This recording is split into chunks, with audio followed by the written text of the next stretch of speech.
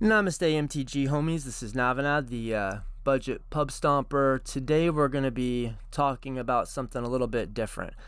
Today we're going to be talking about how to evaluate commanders to see if they're competitively viable or budget competitively viable, or just kind of what things we're looking at to even tell if the commander is powerful enough to consider. I've been getting some questions in the comments about specific commanders and whether they would work or whether I'd want to build them. And in person at my LGS, I've had a number of people actually recently showing me specific cards and saying, hey, do you think this would work? Or, you know, I've seen a guy that's building a deck that is kind of on the fringe or sort of in that gray area between maybe a really good high power and a cEdh viable commander. Which got me thinking, like, maybe I should just make a video kind of showing how I would look at and analyze and really evaluate commanders on the basis of, or to determine whether or not they would make legitimate, viable, competitive, or budget competitive cEdh commanders. And then when we get through that, and this will just be quick, once we get through this, we're going to go to the cEdh Decklist Database, which is a curated list of cEdh decks. And just kind of look at these commanders, like these decks, and see what is it, like how do these fit into the framework that I've laid out? Like, do all of these commanders kind of fall in line with the things I'm saying? Are there any that don't? So are there things that are exceptions to the rule? And if so, you know, what are those exceptions? So let's just get started. So evaluating commanders for competitive play. So you could break this up a billion different ways, but looking at commanders through the lens of a cEdh player, I think, kind of broadly speaking, the commander needs to have one or, well, ideally more than one of the following attributes. There's kind of like 5 main factors, and then I think there's, so like 5 primary factors, and then there's 5 sort of other factors. And I think a commander just about needs to do one or more of these first 5 things to be a legitimate contender for cEdh viability, and probably it needs to do at least one of these and at least some of the others, or some combination of multiples of them. So number 1, card draw engines are good. So like Tymna comes to mind. Like, that's kind of probably the not the ultimate example, but it's a really kind of standard example of a commander that draws cards in the command zone, right? Thrasios, kind of the same thing, right? Okay, mana advantage. Do we have a commander that gives us a way to cheat mana? Is it going to discount mana? Is it going to generate treasures? Is it going to do something that somehow gives us a mana advantage? So that's the first 2 are like value engine in the command zone. Number 3, is this commander a combo enabler? And what I mean is, does it let us use a multitude of A plus B combos that would not otherwise be available?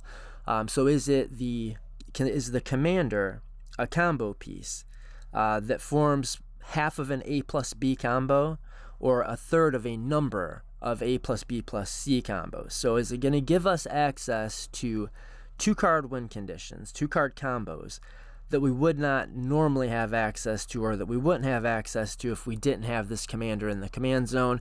And especially, are we going to be able to win the game with just this commander plus 1 additional card? Malcolm, for instance, comes to mind. Godo might even be like a 0-card combo. If we're counting just the cards we need to find in the 99, Godo just kind of, he's a combo, he's a 0-card combo. He combos with 11 mana, basically. Number 4, is this commander an outlet? And when I say outlet, I mean, is it can it be the end state of a cEdh viable combo that's used in other decks? So for instance, is this an outlet for IsoRev? So if you find Isochron Scepter, Dramatic Reversal, will this commander win the game if you can put that combo together? Or is it an infinite mana outlet? There's tons of different ways to make infinite mana. So with the commander I have, if I can make infinite mana, will this commander win the game with infinite mana? Or is it a food chain outlet? So basically any commander that has an ETB that, if it were done enough times, would win the game. So does the ETB draw a card? ETB deal a damage to any target? Is that if I did this enter the battlefield thing a million times, would I win the game? If so, chances are it's an outlet. If it's in green, that means it's a food chain outlet, if nothing else. If it's in green and red, it's a better food chain outlet. Maybe then it's a Teamer Sabertooth plus Dockside Extortionist combo piece where we can blink it or return it to hand and recast it, return it to hand, recast it. If it's in white or white-blue, can it be flickered infinitely or white-green? So can I set it up somehow with a meal or one of these other Teamer Sabertooth-like effects that's going to bring that commander in and out of the battlefield? And if I do that enough times, is it going to kill all of my opponents or put me into a situation where it would be difficult for me to lose? Is it a tutor or does it tutor from the command zone? So this might be like a one-time use tutor. If you have a creature that when it enters the battlefield, you can search your deck for the thing, and the thing can win the game, then that's probably a good push in the right direction or a good move towards viability. Or especially if it's a multi-use tutor. Is this like a cEdh where I can continually tutor for new pieces and put them into play? Or is it, like a cEdh that I can cast and it will always find me, whatever it is, Peer into the Abyss or Ad Nauseum, so on. So card advantage engine, mana advantage engine, combo enabler, outlet, or tutor. I think these are the 5 kind of primary things. If you're looking at a commander and it's got like 2 of these things, it's probably good enough, or it could be good enough, could be built well enough. Then we've got some other things. These are maybe a little bit more specific, a little bit harder to tackle, but can the commander be a win condition on its own? So what is an example? Maybe like a Yuriko, right? Because it can just burn everybody to death. Takes a while, but it can get there. There's the green partner commander that's like a, what is that thing called? Crucifix, I don't know. It's a green partner commander. Sometimes it gets partnered with Tymna in like WinCon the Stacks decks. And it just gives you the ability to basically overrun every turn. Or like Elish Norn might be kind of a finisher in the command zone, where if you put a bunch of hate bears out, once you play your Elish Norn, you've got a big buff that's going to like wipe your opponent's battlefields, and at the same time it's going to power your battlefield up so you can swing for lethal. There's some other versions of this. There's Jetmir that's kind of like having a Craterhoof Behemoth in the command zone in a way. Is the creature a good stacks piece or removal piece? So is it a piece that I can use to help me control the board, like Armix or Jeska, which have the ability of like taking out little pesky creatures that we don't want to deal with or can't deal with, or like destroying hate bears that would stop us otherwise? And does it give me access to broken synergies? So does it, this is a little bit hard, nebulous, a little hard to nail down, but here I'm thinking of like Tasigur. Okay, Tasigur is it's a commander that you can cast for a lot less mana than its converted mana cost, which makes it really good with Eldritch Evolution. The other one that I can never remember the name of, it's blue, green, sacrifice a creature, Neoform. So like Neoform Birthing Pod, you can Birthing Pod Tasigur into a big nasty monster, and it doesn't really cost that much to get out. So Tasigur is an example of a commander that enables broken synergies with other cards. Dargo is another good example. Like you can sacrifice a couple treasures and tap a few lands, sacrifice a dork, whatever, and you can get your Dargo out real fast, but it's got a high converted mana cost, so you can use it to turn like Burnt Offering and sacrifice into massive rituals. Or you could also Birthing Pod or Neoform, Eldritch Evolution, your Dargo into a game-ending threat, right? So does this card create broken synergies with other cards? And especially if the cards are already standalone good enough, then that's a big bump up. Does it give me access to good colors? And are they the colors I need to utilize the factors that they're bringing to the table otherwise? Like if I have a really good food chain outlet commander that has a really good ETB that if I did it a bunch would win the game easily, but it's not in green, that doesn't help very much. So we have to also think about just context. Like when we're counting the things that it can do well, do the colors sort of supplement that plan? If it's an infinite mana outlet, do we have colors that allow us to make infinite mana reasonably easy? Which really I think is just like anything but Orzhov. No, even Orzhov. Anything but exactly mono white or mono black. I think you could find some kind of infinite mana combo. But I digress. Is this a creature that I can use to sacrifice some pretty specific creatures? But so this is kind of niche. It's a niche. Whatever. It's very specific, right? But is this creature a sacrifice outlet?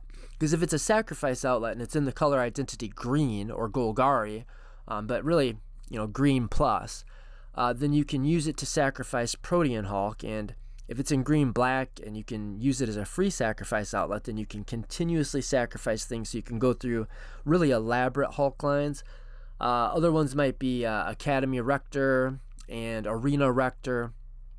Can I use this to sacrifice one of the Rectors and then go find a game-winning enchantment? Like, can I, cheat an Omniscience into play? And if so, like, is it going to let me win the game with the colors that it's got access to or gives me access to? But really, when we're looking at sacrifice outlet, most of the time we're looking at a Hulk outlet. So those are sort of my factors. And let's just kind of go over them again. Here you go. Card draw, mana advantage, combo enabler, outlet, tutor from the command zone. Okay. If your commander that you're looking at is not a card draw engine, and it doesn't create a mana advantage, and it doesn't enable any combos that you'd not otherwise have access to, and it's not an outlet for infinite mana, it's not a food chain outlet, it's not a if I blink it a billion times outlet, it's not a ISO Rev outlet where if I tap it and untap it, if it doesn't win the game as an outlet, and if it's not giving you access to specific cards that you need in your deck that can win the game, if it's not a tutor or if it isn't able to help you tutor, if it doesn't do any of these things, chances are it's not going to work out. You could always, I guess a lot of it comes down to what your definition of cEdh is. You can take any commander and build it as powerfully as you possibly can. And if you load it up with enough staples and some good combos, or if it's got a good, stacksy beatdown plan, you'll win some games. But that's not exactly what I'm getting at here. It's like, is the commander one that is reasonable? Is it one that it kind of makes sense to look at and look at realistically? So another thing you might think of is there a strictly better version of this commander? Because if there is a strictly better version of the commander, in a sense, then it's not really a good cEdh commander, because you might as well just be playing that other thing, whatever it is. So, again, card draw engine, mana engine, combo enabler. We talked about card draw and mana advantage. Let me give you an example of a combo enabler. Ob Nixilis. If you have Ob Nixilis in the command zone, that gives you access to basically a one-card win condition with the card All Will Be Won. If you have Ob Nix, then you just have to find All Will Be Won, and then it takes very little setup to win the game if you just have those two cards. Or what is it called? Holler and Shalai? I think it's Holler and Shalai. The green-white, what is it? It's is it? I think it's red, green, white. Yeah. But it's a creature that has 4 different one-card win conditions. It wins the game with Heliad. It basically is like an all will be won in the command zone, or a walking ballista in the command zone, depending on what you need it to be. So it's got a handful of one-card combos with it. Malcolm plus Glinthorn Buccaneer, with very little setup. No setup. You just have to have a card in hand and the ability to swing. Then you win the game. So those are examples of combo enablers. And Malcolm can enable other A plus B combos that wouldn't work otherwise, right? Like you have all the type change combos. So you've got Malcolm in play. You cast what's a Mayhem Devil, and you turn it into a pirate. You crack a treasure, which you ping somebody with, and then since it's now a pirate pinging somebody, it makes a treasure due to Malcolm. then you sacrifice that treasure and Mayhem Devil pings and so on and so forth. So those are examples of combo enabling commanders. Then 4, outlet, Thrasios. So Thrasios is an outlet for infinite mana. Doesn't matter how you make the infinite mana, and there are tons of ways to get there. Thrasios will win the game by drawing your deck, and if you can draw your deck with infinite mana, you're going to win the game. Is this commander a food chain outlet, a scepter outlet? Is it, if it's none of those things and it doesn't tutor for anything, it's not a tutor from the command zone, you can't use it to repeatedly find creatures like Rocco, or just like find the one thing you built your deck around, like cEdh, then if it's got none of these things going for it, chances are it's not going to get there. Maybe if it had like a number of these other things, like if it was, I would say this is, these things could get you there, right? Like there are commanders that are really just being used because they're sacrifice outlets. The Naya Minsk, I don't think it's Minsk and Boo, I think it's just Minsk. Maybe it's Minsk and Boo. The Naya Minsk basically acts as a sacrifice outlet. But it can be a sack outlet for either of the Rectors or Protean Hulk, and it's in the right colors to do so. So these are the factors. Let's take a look at first. Do we want to look at the top commanders first? Let's take a look at the Decklist Database first. So the Decklist Database is a list of decks that is curated by a bunch of very experienced cEdh players. Now, before we had a bunch of cEdh tournaments were happening all the time, this was kind of the way to know or to have some idea of what a good or viable cEdh deck actually was. This was big stuff back in the day, not that long ago, a couple years ago. You would build a deck that you think is like really legit, maybe play some games with it, it's winning, so you submit it to the DDB.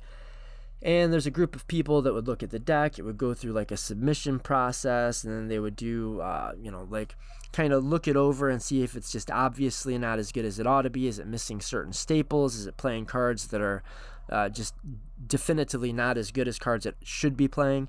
And then is it just a strictly worse version of some other deck? And if not, then they go to like goldfishing, and they have a pretty good educated guess as to whether or not this deck is like a legitimate cEdh deck that they would recommend to a new player.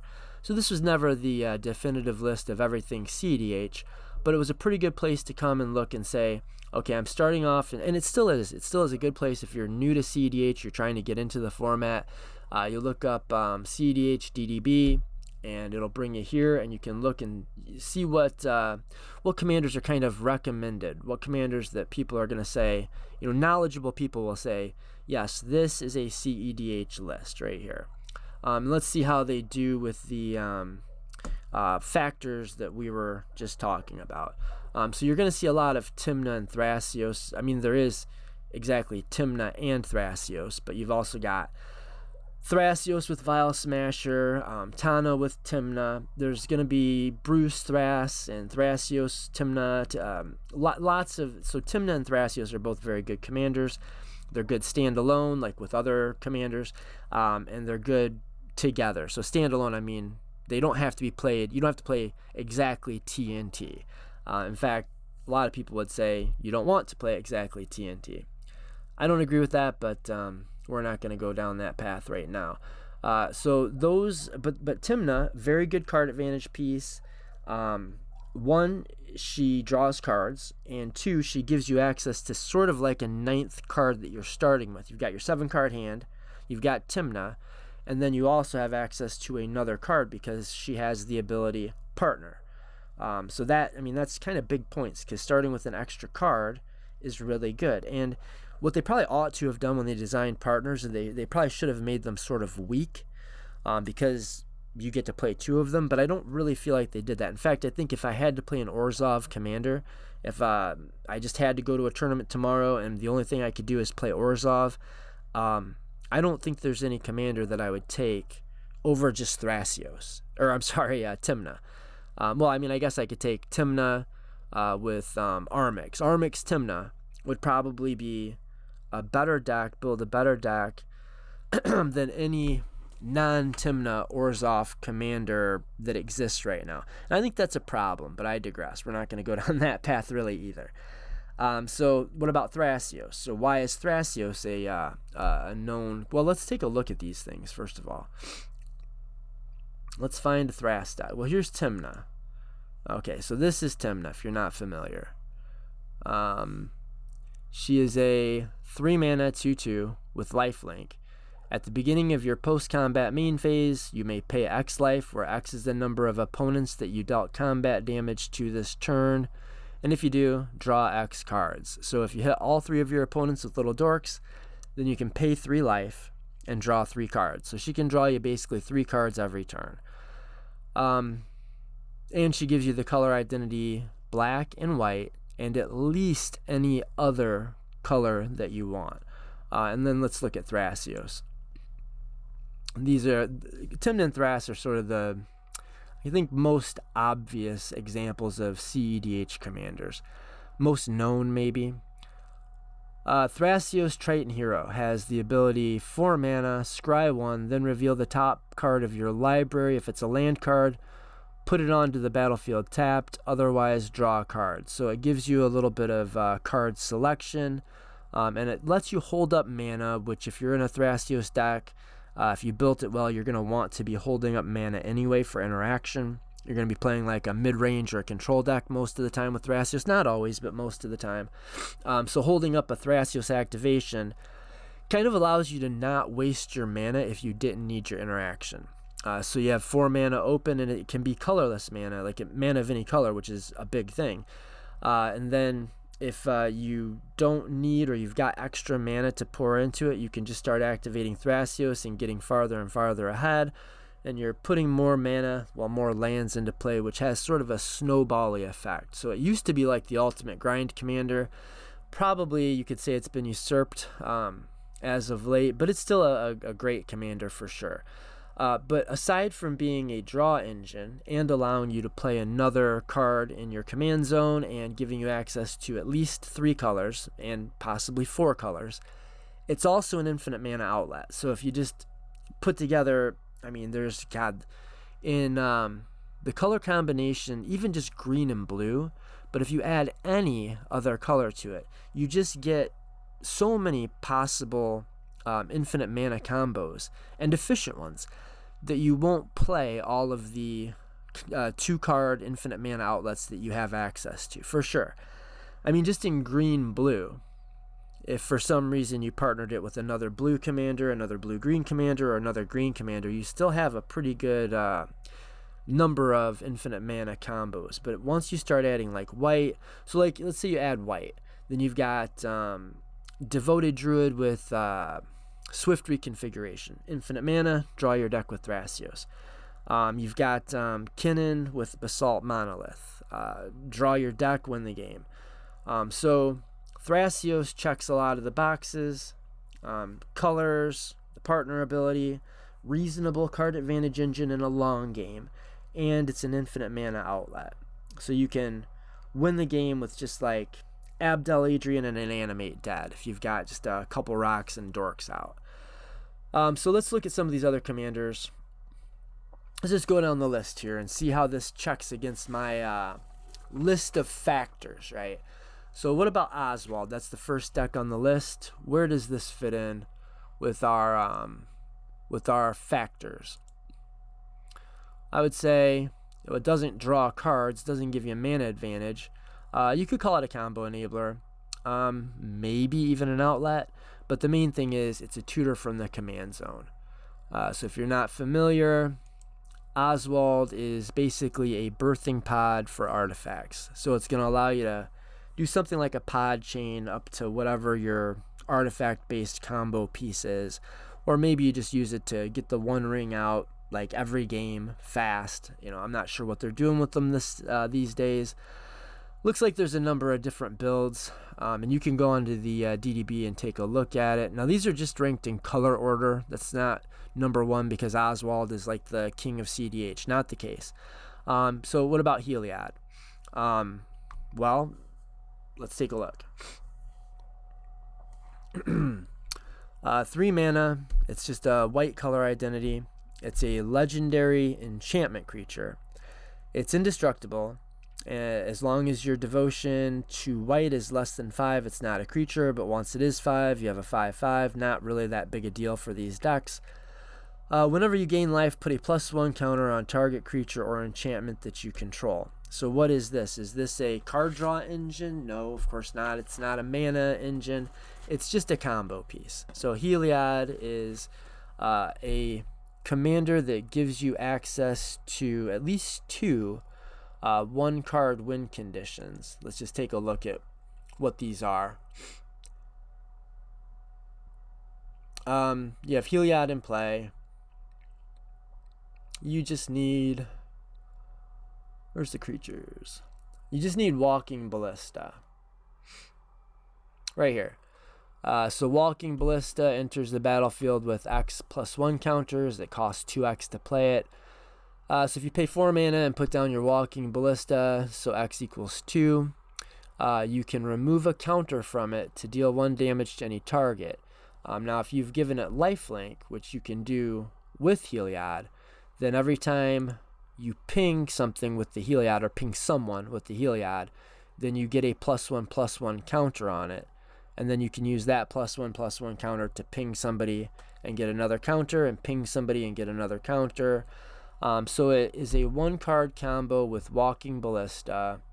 I think a lot of these decks, but maybe not all of them, play Triskelion as well. Triskelion is basically the same card. I don't think it's in this deck. It's in some lists. But even if you just have Walking Ballista as your only 1-card win con in the deck, that also means that every single tutor that you have that can find the Ballista is essentially a 1-card win condition itself. So Enlightened Tutor, maybe Oswald. I guess that's not going to work, actually. No. You'd have to find... No, that wouldn't work. But you'd have Enlightened Tutor. What's the... where is it? There are this guy here. You can use Scrapyard Recombiner to find your Walking Ballista.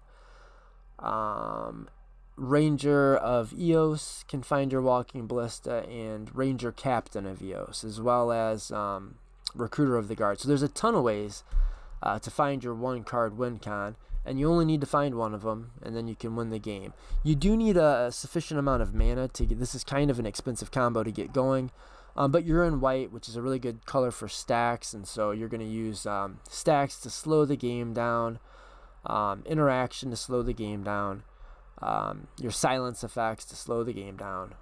Oh, and then I guess you picked up, I hadn't thought of this, but you've got additional combos now with Agatha's Soul Cauldron, but a little bit beyond the scope of this video. Okay, so let's look at not white. Okay, Urza. So does Urza fit my mold? Is it efficient card draw? No. Like, Urza is not going to give you access to efficient card draw. That 5 ability at the bottom, the card advantage ability, quote unquote, I would say if you're playing in a good deck, if you're playing Urza in a good deck and you're using that ability, probably something's gone wrong, or maybe there's some adjustments you could do to make your deck more efficient. That is not the draw to the card. It's not an efficient card draw engine. It's not an efficient card advantage engine. But it is a mana engine. It allows you to, well, it comes into play with a construct that you can tap for mana, but then it also says that any of your other artifacts can be tapped for mana. So it's a mana advantage engine, and it's an infinite mana outlet. So although that 5, shuffle your library and do the thing, although that 5 mana ability is not a good rate for, well, in its own right, it does serve as an infinite mana outlet. So if you can make infinite mana, and you're in blue, so you can, you've got Isochron Scepter Dramatic Reversal, for example, and it works really well in this deck in specific, because all of your artifacts tap for mana, so it's real easy to go mana positive with Iso Rev. Or you can use Tidespout Tyrant, which is a creature that basically lets you tap a mana positive rock, cast a rock, bounce the mana positive rock to your hand, cast it to bounce the other rock after. So you're tapping a rock, casting another, bouncing the first rock, tapping the second, casting the first rock again, bouncing the second, so on and so forth until you make infinite mana. And with Urza, once you get infinite mana, you win the game. And there's a number of different versions of the deck. You've got versions that play creatures. You've got versions that only really use polymorph effects to find maybe just Hullbreaker Horror, but maybe Hullbreaker and Tidespout Tyrant. I'm sure some decks do just Hullbreaker Horror and some do Tidespout also. But yeah, they allow you to do the Hullbreaker dance with like a Basalt Monolith and a Chrome Mox, or so like just I guess as a good example, if you have Sol Ring in play, you tap it, you cast a Mishra's Bauble. Now this is while you've got Hullbreaker Horror in play. So Hullbreaker Horror says return target spell you don't control to its owner's hand, so it's a nice little control piece. But the second ability is what we're worried about here. It says return target non-land permanent to owner's hand whenever you cast a spell. So you tap your Sol Ring, and then you cast a Mishra's Bauble. You're going to use the bounce trigger to bounce the Sol Ring. Then you're going to tap the Mishra's Bauble for a blue mana if you've got Urza out, and then you're going to cast the Sol Ring, and then you're going to tap the Sol Ring for 2 mana. Then you're going to cast the Mishra's Bauble, bouncing the Sol Ring, and then you're going to cast the Sol Ring, bouncing the Mishra's Bauble. And once you've got infinite mana that way, you're just going to put that infinite mana into this 5 ability at the bottom, shuffle your library, exile the top card. Until end of turn, you may play that card without paying its mana cost. So that allows you to essentially exile your entire library, and you can just play whatever cards you want in whatever order you want to achieve the win. And there's tons and tons of ways to do that. So this one isn't breaking my mold yet.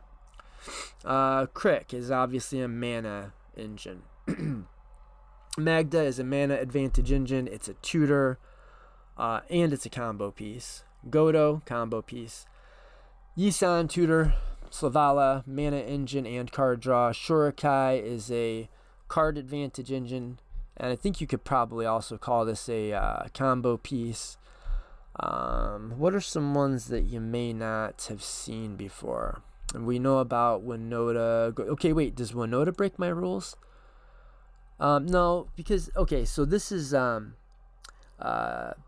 mana. Whenever a non-human creature you control attacks, look at the top 6 cards of your library, put a human card from among them onto the battlefield tapped and attacking. It gains indestructible until the end of turn. Then you put those onto the bottom of your library in a random order.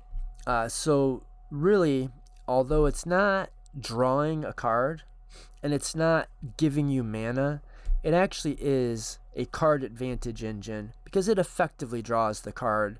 And it's a mana advantage engine because it cheats the mana cost of that creature. I don't think we need to look at it specifically.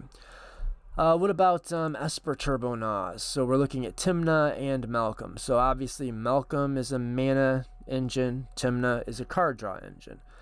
So let's look at just poking at these at random. Isai. You could kind of look at Isai as a game-ending threat. Maybe it gets big. So Isai gets really big. It's got flying, so you can beat people to death with Isai. Tevesh Zat is a card advantage machine.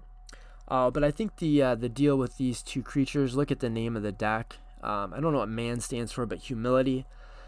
So that's Isai, that's Tevesh, and I guess we're going to try to look for the card humility. Because then you've got one commander that's not a creature, so it's not affected by humility. Oh, and in fact, it makes 0/1 thralls, which get a buff by humility. And your Isai, although humility would give it base power and toughness 1/1, it already has base power and toughness 1/1. It wouldn't lose its counters. It would lose its flying, but you'd have one big old commander, and it still would be your commander. So, yeah, that allows you to break humility. So that's humility is each creature loses all abilities and is a 1/1 creature.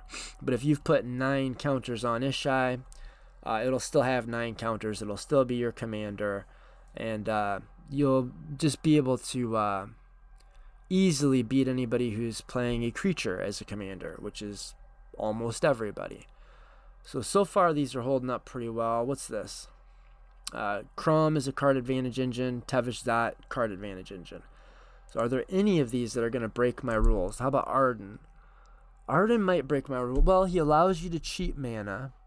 At the beginning of combat on your turn, you may attach any number of auras and equipment you control to target permanent or player. Okay, so the way this is going to be part of my little factors is Arden is going to break cards. It allows you to skull clamp your opponent's things. So that's, I don't remember what number I gave it, but it enables a bunch of broken synergies. It's also going to cheat mana in that you don't have to pay the mana cost for your equipments to equip them to your creatures or your opponent's creatures. So it's got both of those. So this is the closest to breaking one of my to not being on my list of things it needs to be on, but it's still taking advantage of cheating mana, and some of the equipment cards that you'll find are balanced exactly by the equip cost. So if you find a cheap piece of equipment with an expensive equip cost, you can take maximum advantage of that card in Arden, or with Arden. So that's cheating mana, and depending on how fast and loose you want to let me play with my rules about card advantage, there's also probably a lot of card advantage equipment pieces in the deck that you couldn't play really without Arden. So at least it enables broken synergies and it cheats mana. Well, that's close. That almost didn't fit the... Okay, what about Animar? That's easy. So Animar is a mana engine, which is number 2. And it is a tutor piece. A combo piece. And that's number 4. So this has 2 of the first 5 on my list. What about Elsha? Elsha is a card advantage engine. You can play cards off the top of your deck. And it's a combo piece, because if you have Sensei's Divining Top and any way to cost reduce Sensei's Divining Top, you can draw your deck for free. So if you've got Ethereum Sculptor, which reduces your Sensei's Divining Top to 0 mana, you can tap the top to draw the top card of your deck, put the top on top of your deck, cast it for 0 mana with Elsha, and rinse and repeat, and draw your deck and win the game. It's also got prowess, so you'll make her a 60-60, and then maybe you can win that way. I'm not sure what they're using as actual win conditions. Maybe they sacrifice it for a... What do they do? At this point, it's probably just a breach deck, right? Yeah. Bruce Malcolm, we already talked about Malcolm. Mana engine. Bruce, I think, is mainly just there for colors. But Malcolm is a 1-card combo with Glinthorn. Yeah, and then you'd be able to play like a really good Underworld Breach package, because Jeskai is really good breach colors. So yeah, it's mana engine, combo in the command zone, combo piece in the command zone, as well as it makes cards that you'd already play like more broken than they already are. Atraxa, well, it's a value engine, it's a combo piece, it's a food chain outlet. So I don't think we're going to find anything on the list that doesn't meet my criteria, which I think means that it's a good criterion. So what about Kenrith? He's expensive, but if you make infinite mana, you can just deck all of your opponents.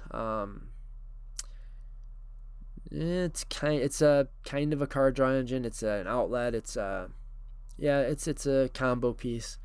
I know you can do some pretty interesting combos with Kenrith and what is it? Dockside, or no, somebody else has to have a Dockside, and then you clone it with Phantasmal Image.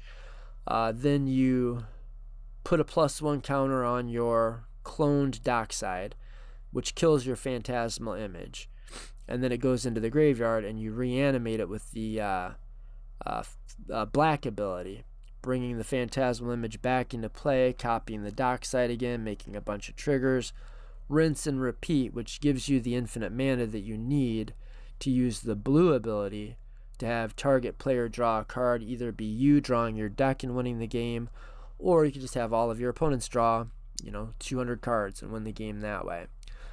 So hopefully this is getting my points across, getting my claims across, showing you that this probably is a pretty good way to evaluate commanders. Card draw, mana advantage, combo enabler, outlet, tutor for whatever in the command zone. If the card that you're looking at is not one of these 5 things, it damn better be some number of these things. There's one commander in specific that I can think of that literally only does one thing on this list, and it is on this page right here. I think that's going to be really an outlier. I don't think you'll find too many of those. As a rule, I think if you look at a new commander and it only does one of the things on this page, it's probably not good enough. And the one I'm thinking of is the Hulk deck. What is it? It's Golgari. Golgari Hulk. Where's Golgari? It's right here. Virals.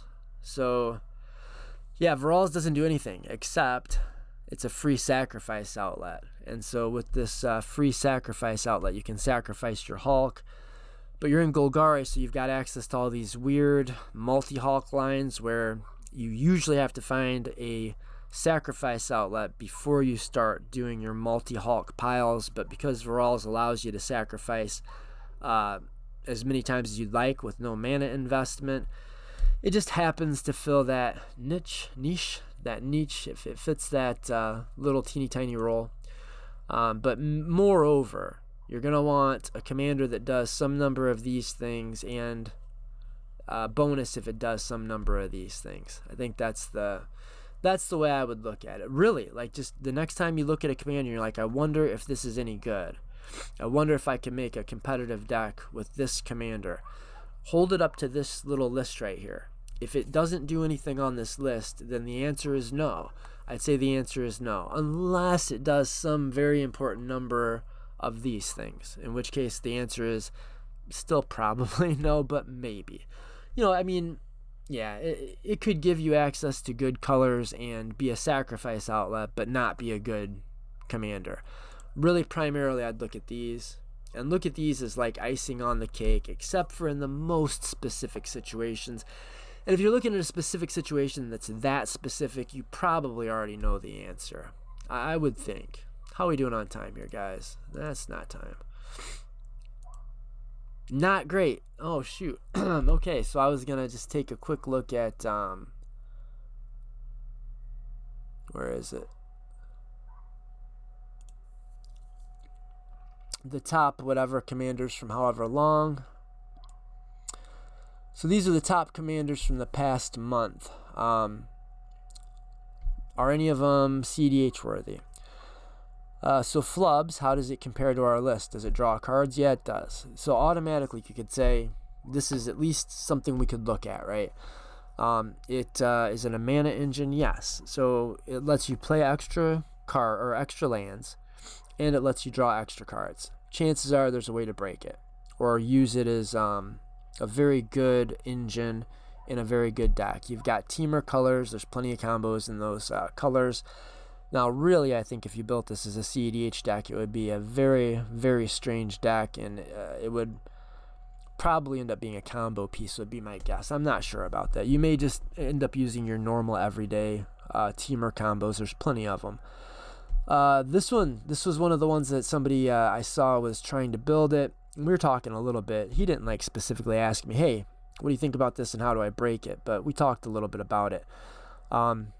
During your turn, each non-equipment artifact and non-aura enchantment you control with mana value 4 or greater is a 4/4 elemental creature in addition to its other types and has indestructible haste, and whenever this creature deals combat damage to a player, draw a card. Well, it's only 3 mana.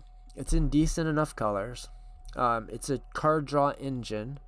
So maybe. But my problem with it is red-green. So Gruul is not the easiest color combination to end the game with. Could you maybe play like a Staxy build that staxes out the board and beats people to death with 4/4s? I guess you could probably try that. The only thing that we came up with as an actual 2-card combo that it enables is if you have you're playing all your 4-mana enchantments, then you've got Nature's Will, and is it called Aggravated Assault? The one where you can tap mana to take an extra combat step. Those two together basically win the game. I mean, you need to have a number of other creatures, but so I think Bellow's a maybe. Balin, I think, is going to be definitely cEdh viable. I think probably Fringe. It's an outlet. It's an outlet for dockside combos. And I'm not the first person to notice. It may be the first, and probably is the first Naya commander that will win with dockside extortionist combos that will also allow you to play Collector Oof. So you can play Collector Oof, which is something green decks really want to do. And really Naya decks, I mean, they've got like the best stacks creatures, or it's kind of one of the best things they've got going for them. This commander in specific probably wants you to play a bunch of Staxy creatures. And the dockside has always been it's been at odds with the some of the stacks pieces that you want to play. Stony Silence, Collector Oof, Null Rod. But you can actually do dockside extortionist loops with this commander and still play those really damning effects. Let's see. I don't think this gets there. Ur-Dragon, I guess you could call it a mana engine, but this is yeah, I mean, it's a mana engine. I guess if they made specifically just the right perfect dragons, it's gives you access to all 5 colors, and it's a mana engine. Gev, Scaled Scorch, it enables a bunch of 2-card combos. It's in good colors for what it wants to do. Shatterfang has combos. I don't know how good they are. It's not really a card draw engine. It's not really a mana engine. I'd say Shatterfang, so it's just never going to get past Fringe. Atraxa, Praetor's Voice doesn't do any of those things. So again, I just don't think it's ever going to get past Fringe. Wick the World Mind, the whatever. Rat, Warlock. Whenever Wick or another rat you control enters, create a 1/1 black snail creature token if you don't control a snail. So he comes with a snail. Otherwise, put a +1/+1 counter on a snail you control. The snail can get big. Pay a Grixis to sacrifice a snail, and this guy deals damage equal to the creature's power to each opponent, then draw cards equal to the set. That's really interesting. I read just the other line of text. I didn't notice the card draw text here. So my first thought when I looked at this, and it's like there's tons of really good Grixis commanders and pairs like Rogsai. I don't think you'd want to play like you wouldn't play this as a Turbo Gnaw strategy. There's just better options. But what I was thinking is it comes with a little body to sacrifice. So maybe you could make this into a Grixis polymorph, right? Like you could play, because red and blue both have polymorph spells. So you get to play the full suite of good polymorphs. It comes with a creature that you get to sacrifice. And then as long as you didn't play any other creatures in your deck other than Hullbreaker Horror and Tidespout Tyrant, then you would polymorph that little snail into Tidespout Tyrant. And then you would do the thing we were talking about with Urza, where you would bounce the rocks infinitely back and forth to make infinite mana. When you had your infinite mana, then you could start bouncing Wick and recasting it, and bouncing it and recasting it, and bouncing it and recasting it. And then you could make as big a snail as you want and pay a Grixis with your infinite mana and kill everybody. I don't know. I've not seen anybody work on it. I haven't worked on it myself. The problem is you deck yourself, but there's usually workarounds, right? So you do 40 the first time, sacrifice a 40 power snail, deal 40 damage, draw 40 cards. Yeah, you just need a way to like I don't know, like a laboratory maniac or a way to shuffle things back into. It could be done. I don't know how good it would be, but that's what I would do to break it. I bet you it's cEdh viable. It's in really good colors. The infamous the infamous Cruel Claw.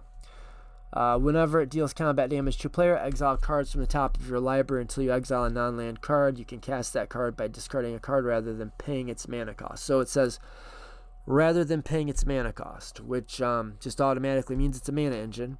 It's also a discard outlet, which isn't on the list. It could maybe make that second page. Like, being a discard engine can be a valuable thing, and in this case I think we'd be playing like a Hoarding Broodlord deck and a Peer into the Abyss deck, and we'd be looking to reanimate a Broodlord, or we'd be looking to free cast a Broodlord or a Peer into the Abyss.